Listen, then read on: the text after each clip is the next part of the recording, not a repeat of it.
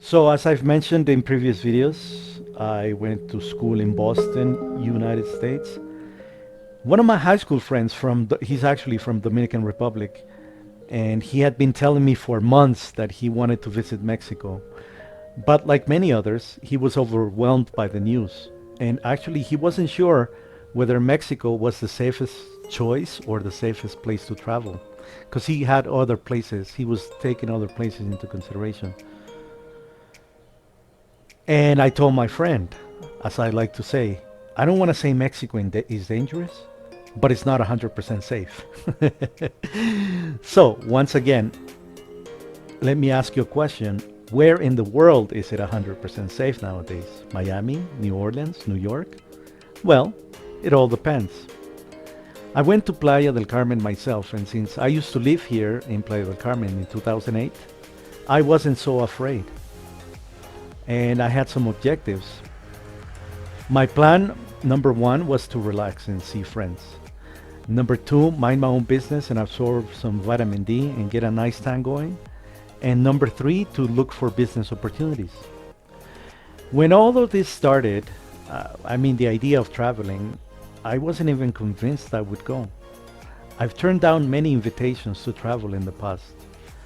My sister once said, Jay, would you like to come to us to Vallarta in 2008? I say, you know what? No. I'm too busy working and I'm trying to create a name for myself. I cannot afford a vacation neither professionally nor economically. And this was pretty sad for me, turning down vacations. And I remember doing that at least a couple of more times actually. Something happened after the pandemic, which in my case coincided with me passing the 40-year-old mark. I mentioned the 40-year-old mark because in my mind, I'm not rich nor poor. I've been rich before, when I was doing well. And I've also been as poor as you can be. But I believe that at this point you appreciate balance. The point is trying to avoid the extremes. The reason I decided to travel was the fact that my friends, they made it really easy for me to travel. I called my friend Tanya in Playa del Carmen, and she'd been inviting me for a while, and I told her, yeah, one day I'll save up and I'll see you soon. And this continued for 2 years. So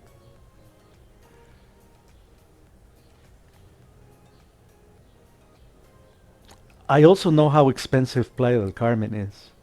I remember I used to live here, so that is an advantage. Sometimes you can sit down at the wrong restaurant. I say wrong restaurant because maybe you're not expecting the prices.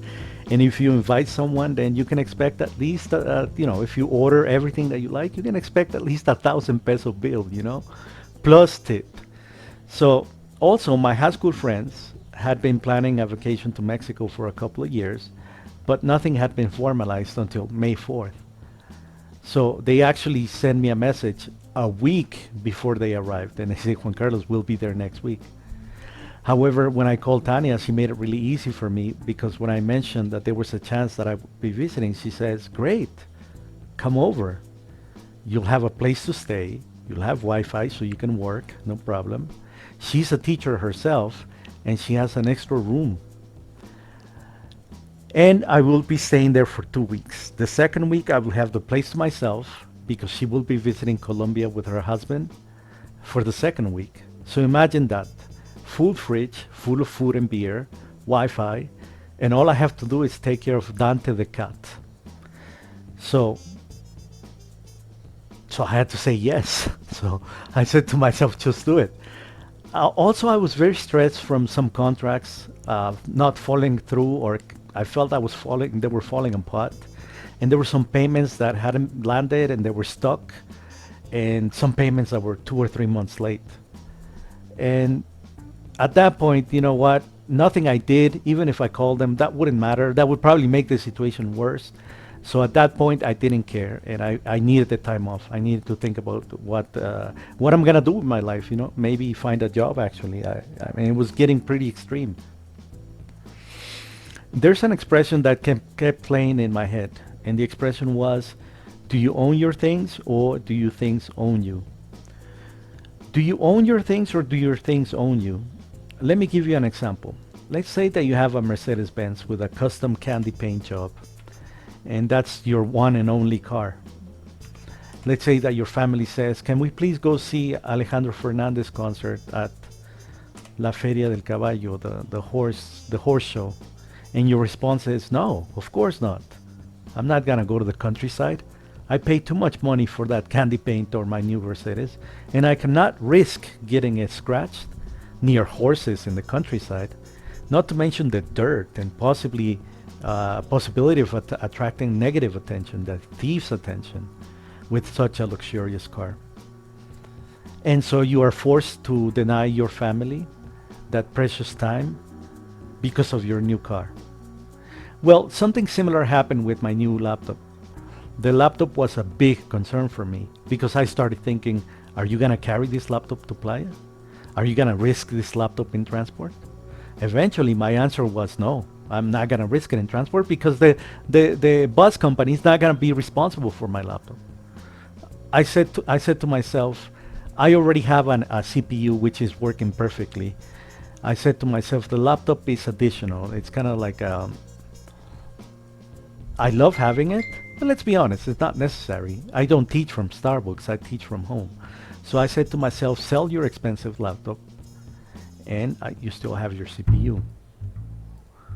I only have a laptop as a backup for emergencies. Do I really need a powerful gaming laptop? And I started thinking and I said, maybe not at the moment. I can get it again. I can buy another again later. I like having it, but I can sell my expensive laptop for now and buy a cheaper one for travel. And that's exactly what I did. I sold my laptop for 13,000 pesos. I initially paid like 16,000 for it. I did take some valuable components from inside the laptop before selling it. Also, you remember that I like watches, so I took my Invicta Speedway and my Rally S1 Special Edition watch, and I'm gonna use my favorite expression here again. I don't want to say they're expensive, but they're not cheap. So this was my emergency stash and my emergency cash, and I would wear that on my wrist and take pictures with it before turning cash into money. The first thing I did with my newfound fortune was buy dog food and give some money to my dad. I filled up 4 buckets of water for my dog and another 4 buckets of kibble. I acted as fast as I could because I was desperate to get to Playa del Carmen. I left home with no ticket. I mean, yeah, with a ticket to go, but no ticket to return. And I left home on Monday, April 4th at around 6 p.m. from Coacalco, Estado de Mexico. I took a taxi cab to Tren Suburbano, and I was thinking, what am I doing? I cannot believe what I'm doing. I remember thinking, what will I do when I run out of money? I kept telling myself, look, worst case scenario, you're gonna have to buy yourself an overall and a lighter and become a waiter or a server. And if worst comes to worst, you can be a waiter in the Fifth Avenue or sell drugs or something. Laughing out loud. Fortunately, that wasn't even necessary, and everything worked as expected. Everything worked perfectly, actually. I did receive 4,000 peso payment from a company, and the first thing I did was go to Sam's Club in Playa del Carmen. I was surprised to see that prices for common items I bought back in the city were essentially the same, and was also surprised to see that they did carry some items that I'd never seen before, like kayak. They had kayaks like for 6,000 pesos kayak in Sam's Club Playa del Carmen, which was interesting. Eventually, the initial money ran out after a night of partying and a day of shopping. So the first thing I did was when I ran into trouble was sell my Invicta Rally S1 Special Edition. The pawn shop gave me 2,000 pesos, and I only paid 1,600 for it initially. So that's 400 peso bonus for me. That's 400 pesos extra in my pocket. Was it worth it? Maybe, maybe not. But remember that it was an emergency and I was on vacation. So let's review. Taxi from home to the train, 200. I will not include the train and the metro because combined they were less than 50 pesos. Bus ticket from here to Playa del Carmen, 2,800. I still don't have my ticket back. Tanya asked for tacos as soon as I arrived, so the taxi driver took me to this one very special place on the corner of the place where she lived. I asked the man for three large Arab tacos, three rib tacos, three roast beef tacos, and three kebab tacos. 12 large tacos for around 400 pesos, including tip. I gave the guy like, no, it was like 450 pesos. Plus tip, I paid like 500. So far, accommodation, zero. Food for the first day or two, 500. I can say zero, but I'm gonna say 500.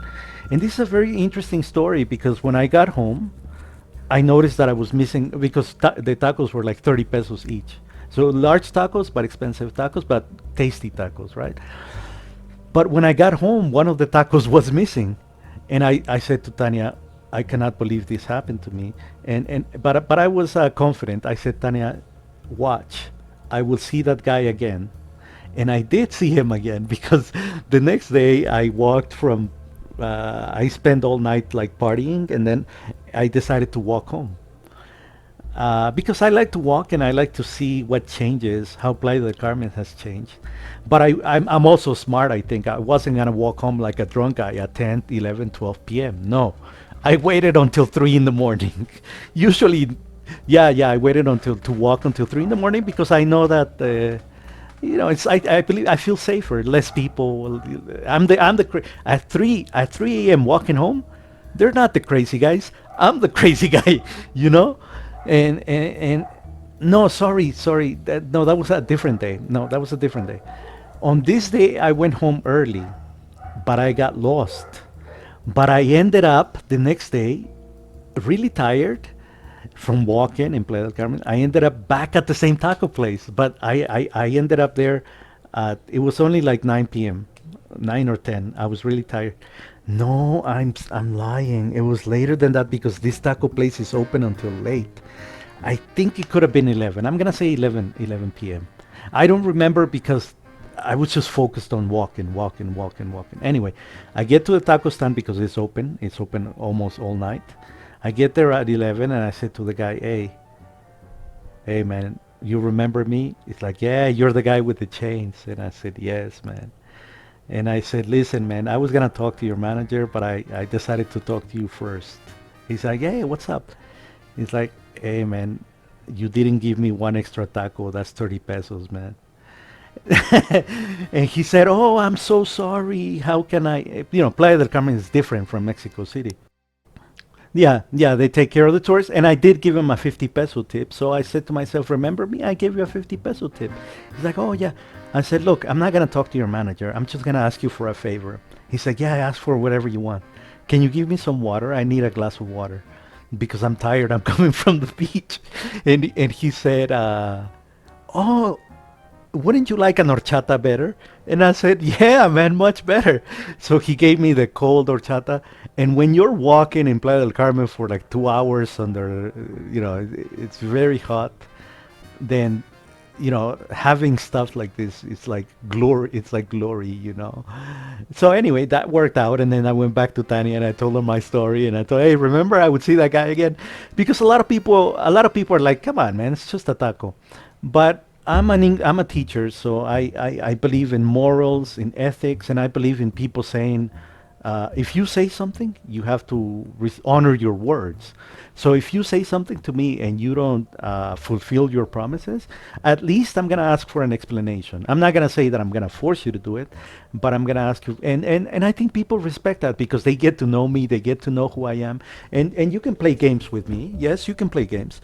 But I'm also willing to sit down and negotiate, and that's what I did with this guy. He was happy to give me the horchata, and I felt happy for receiving it because when I've learned my lesson.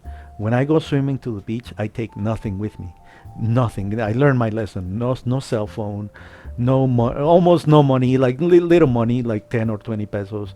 But try not to take anything that you're not willing to lose because the beach can take it, and you cannot, even if you buy a bag for your cell phone, that honestly, I don't think that works.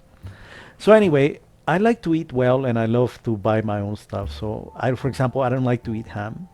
and I try to avoid chicken, and I prefer to go for the more expensive Angus beef.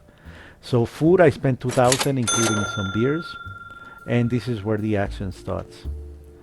Uh, and then I already told you the story about the taco stand. And anyway, this is to be continued.